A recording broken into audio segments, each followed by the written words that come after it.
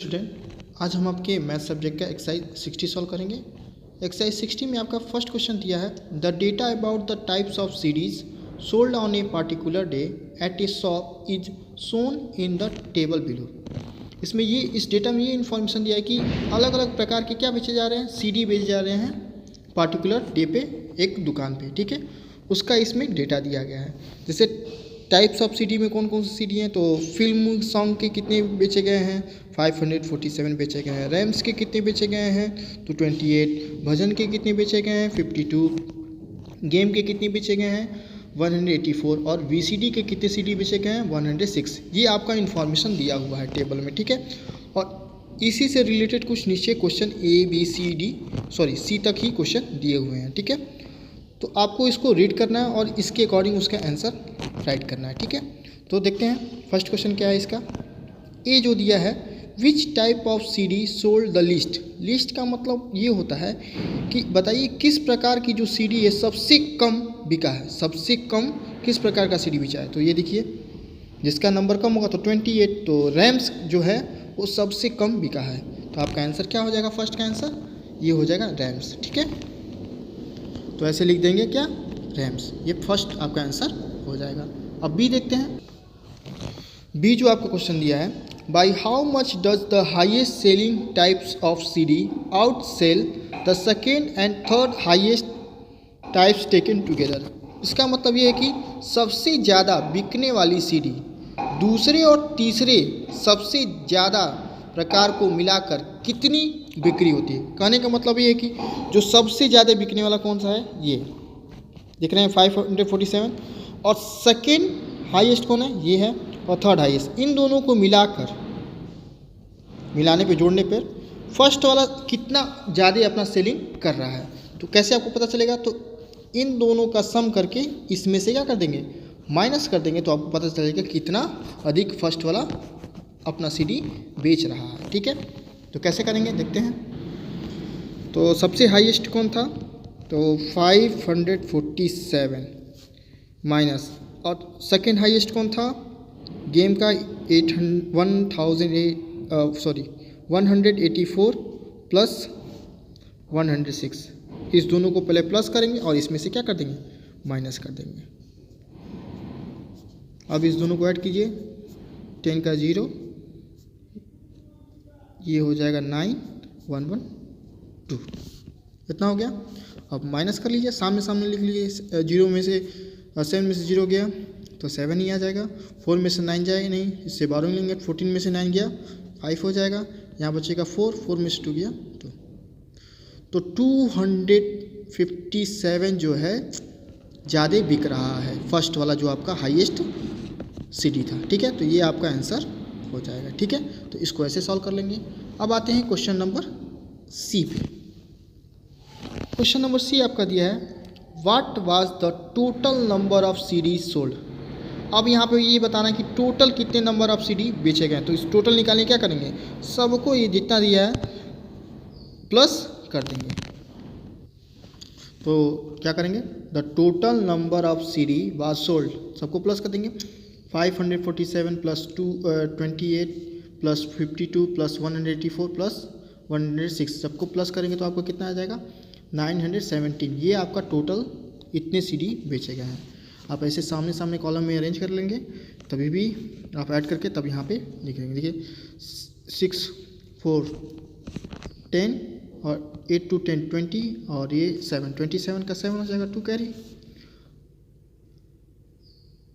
4 to 6 11 19 20 21 का 1 2 carry 5 6 7 2 9। ऐसे सामने पहले कॉलम में अरेंज करें, फिर ऐड करके यहाँ पे आंसर लिख देंगे, ठीक है। तो फर्स्ट क्वेश्चन ऐसे सॉल्व होगा। क्वेश्चन नंबर 2 देखते हैं। क्वेश्चन नंबर 2 में भी इसी तरह आपको इन्फॉर्मेशन दिया है टेबल के माध्यम से। The data on the age of student selected for gymnastic training is collected and arrange in 8 tabular form. अब इसमें अलग अलग एज के बच्चों का सिलेक्शन हुआ है जिम्नास्टिक ट्रेनिंग के लिए। तो इसका डेटा दिया है। एज 5 ईयर एज के 17 स्टूडेंट हैं, 6 ईयर एज के 20 स्टूडेंट हैं, 7 ईयर एज के आपके 11 स्टूडेंट है, 8 ईयर एज के 6 स्टूडेंट है और 9 ईयर के कितने हैं, 6 बच्चे हैं। ये आपका डेटा दिया हुआ है और इस डेटा से कुछ क्वेश्चन दिए हुए हैं, क्वेश्चन को देखते हैं। फर्स्ट क्वेश्चन आपका इसमें दिया है 2 का ए का कि how many selected were 8 year old, कितने ऐसे बच्चे जो सेलेक्ट हुए हैं जो 8 साल के हैं। तो देखिए ये 8 साल के कितने बच्चे हैं, ये 6। आपका आंसर क्या हो जाएगा, तो आपका आंसर हो जाएगा 6 ऐसे स्टूडेंट हैं जो कितने साल के हैं, 8 साल के हैं, 6 स्टूडेंट, ये आंसर हो जाएगा। बी देखते हैं। बी में आपसे पूछा है the highest number of students on what age were selected. इसमें बी वाले में पूछा है कि किस एज के सबसे ज़्यादा बच्चे सेलेक्ट हुए हैं। तो सबसे हाईएस्ट वाला एज के कितने बच्चे सेलेक्ट हुए हैं वो बताइए। तो ये देखिए ये 5 है, 6 है, 7 है, 8, सबसे हाईएस्ट वाले एज के बच्चे 9, कितने बच्चे सेलेक्ट हुए हैं इसमें, तो 6। तो इसमें पूछा था कि सबसे हाईएस्ट जो एज है उसमें कितने बच्चे सेलेक्ट हुए हैं, तो कितने बच्चे सेलेक्ट हुए हैं, 6 बच्चे सेलेक्ट हुए हैं। तो इसका भी, तो बी वाले का भी आंसर आपका क्या हो जाएगा, 6 स्टूडेंट। मतलब सबसे हाईएस्ट जो है 9 ईयर के हैं बच्चे, उसमें कितने सेलेक्ट हुए हैं, तो 6 बच्चे सेलेक्ट हुए हैं। ठीक है, अब देखते हैं सी वाले में आपसे पूछ रहा है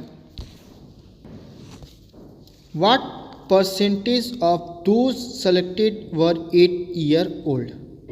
अब जो 8 ईयर साल के जो बच्चे हैं उनका आपका क्या पूछ रहा है, परसेंटेज पूछ रहा है, परसेंटेज में कितने हैं। तो देखिए कैसे उनका परसेंटेज निकाल। तो 8 ईयर वाले कितने बच्चे थे आपके, 6, तो 6 और टोटल कितने स्टूडेंट हैं। तो जब भी परसेंटेज निकालते हैं तो टोटल से निकालते हैं, टोटल नंबर ऑफ स्टूडेंट कितने हैं। तो ये इसको सबको क्या कर लेंगे, आप ऐड कर लेंगे। तो आप पहले इसको कहीं ऐड कर लीजिए, 17, 20, 11, 6, ठीक है। तो देखिए 12, 13 और 20 का 0 2 कैरी 2 4 6, मतलब टोटल नंबर ऑफ स्टूडेंट कितने हैं, 60 हैं। कितने हैं, 60। तो नीचे टोटल 60 में 8 ईयर के बच्चे हैं, 6 बच्चे हैं, इसका परसेंटेज निकाला था। परसेंटेज निकालने क्या करते हैं, इंटू 100। ठीक है, जैसे हम कहते हैं ना कि आप अपना परसेंटेज निकालते हैं कि बताइए कि आपने एनुअल एग्जाम में कितने नंबर पाए हैं। तो बताएंगे 500 में आपने कितने नंबर, 500 में कितने, तो कोई बच्चा 400 पाता है, कोई बच्चा 450 पाता है, तो कितना परसेंट हुआ। तो टोटल को नीचे और जितना पाता है उसको ऊपर और इंटू 100 करके उसका निकाल लेते हैं ना।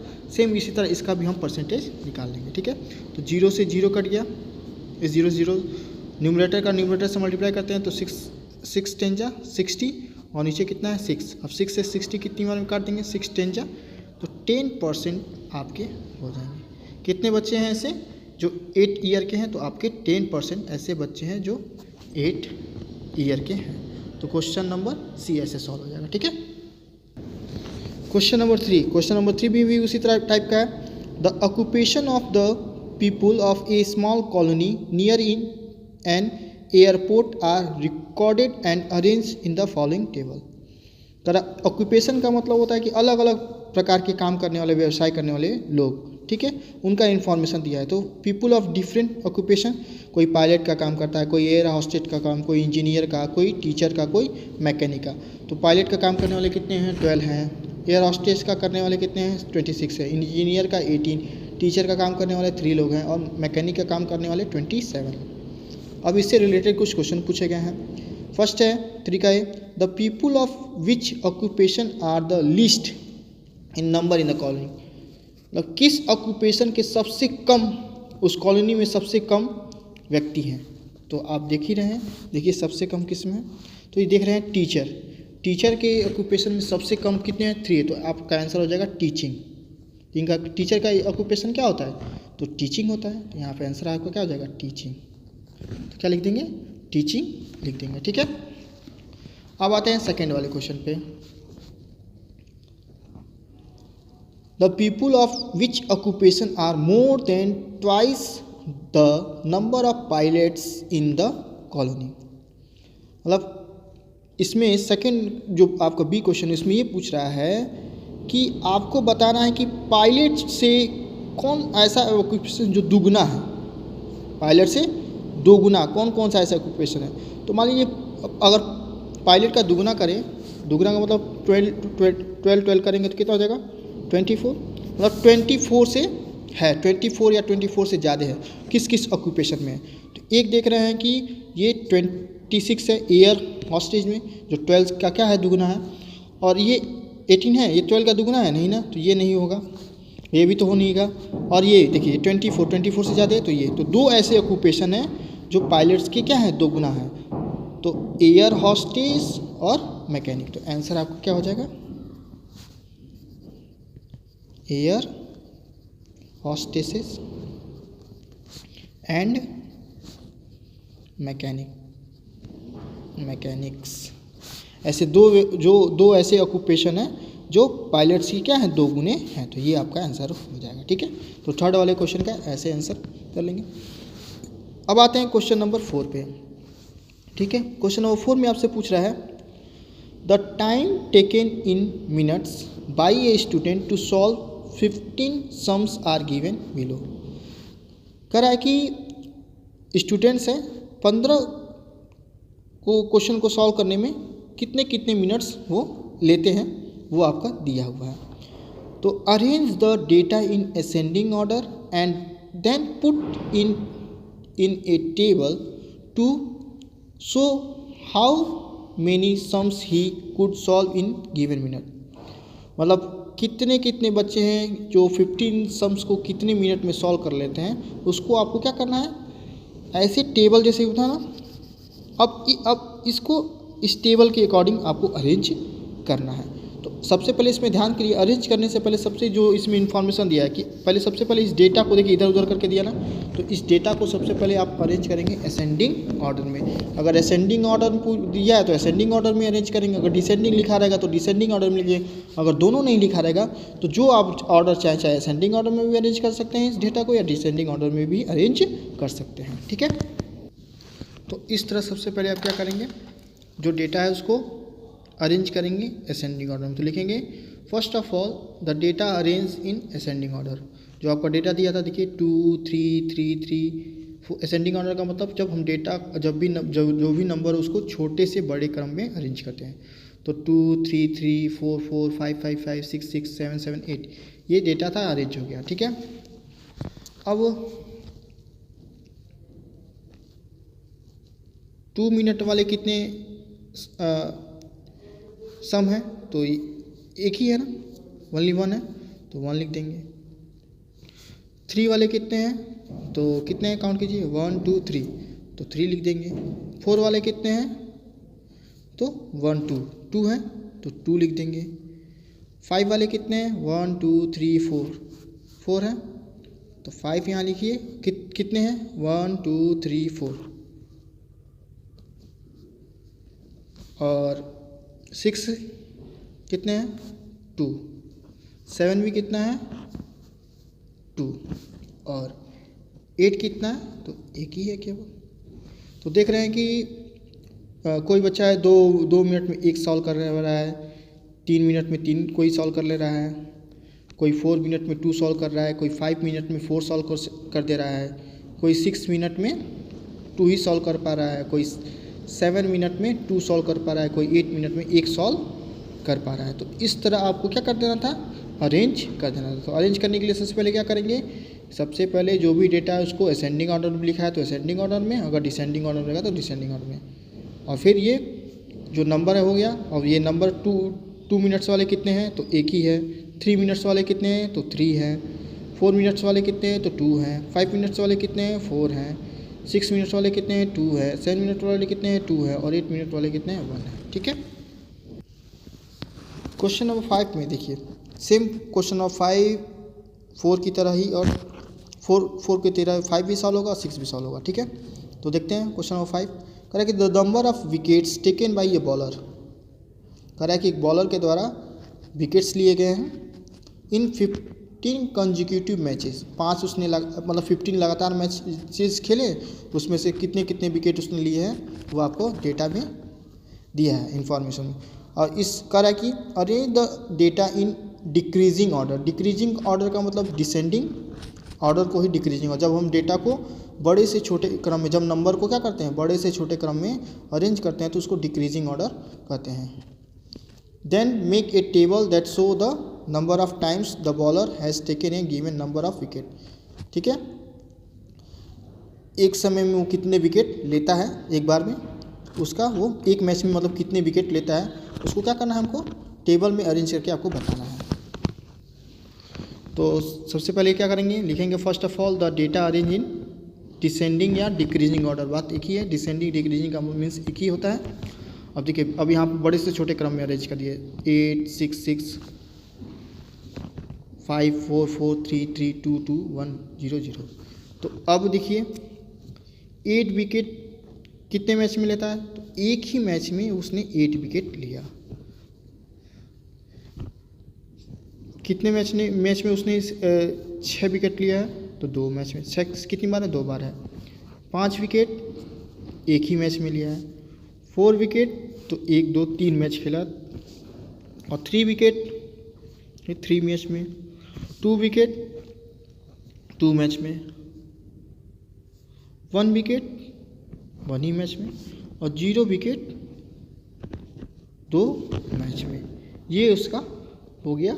डेटा को हम टेबल में अरेंज कर दिए। इससे पता चल रहा है कि एक मैच में उसने 8 विकेट लिया, 2 मैच में उसने 6 विकेट लिया, 1 मैच में उसने 5 विकेट, 3 मैच में उसने 4 विकेट लिया है, 3 मैच में 3, 2 मैच में 2, 1 मैच में 1, और 2 मैच में 1 विकेट नहीं लिया है। तो ये था इसका इन्फॉर्मेशन। 15 पूरे मैच में इतने इतने उसने क्या लिए, विकेट लिए।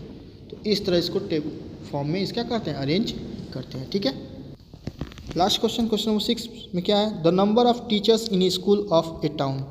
नगर में किस स्कूल में कितने कितने टीचर्स हैं उसका ये इन्फॉर्मेशन दिया हुआ है। जैसे 22 38 36 35 25 22 38 36 36 35।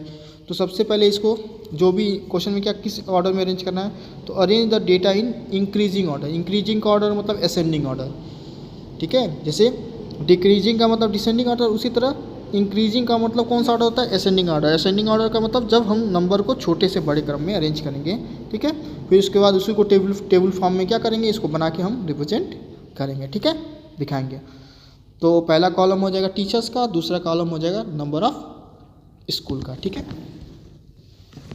फिर लिखेंगे first of all the data arrange in increasing order या असेंडिंग ऑर्डर। ठीक है, अब देखिए छोटे से बड़े क्रम में अरेंज कर लेते हैं। 20 22 22 22 25 25 25 35 35 35 36 36 38 38 हो गया। अब देखते हैं 20 टीचर कितने स्कूल में है, तो वन स्कूल में 20 टीचर हैं। 22 टीचर कितने स्कूल में है, 1 2 3। 25 कितने हैं, 1 2 3 4 4। 35 कितने हैं, तो 1 2 3। 36 कितने हैं, 1 2 3। और 38 कितने हैं, तो आप देख रहे हैं 1 2 में 22 हैं, 4 स्कूल में 25 हैं, 3 स्कूल में 35 है, 3 स्कूल में 36 है, और 2 स्कूल में 38 है। तो डेटा को हम इस तरह टेबल फॉर्म में क्या करते हैं, रिप्रेजेंट करते हैं। तो सबसे पहले डेटा को जो इन्फॉर्मेशन दिया असेंडिंग डिसेंडिंग में अरेंज करके, और इस तरह टेबल फॉर्म में उसको क्या कर लेते हैं, अरेंज कर लेते हैं। ठीक है, तो ऐसे ही सारे क्वेश्चन आपके क्या हो जाएंगे, सॉल्व हो जाएंगे। ठीक है, so thank you and have a nice day.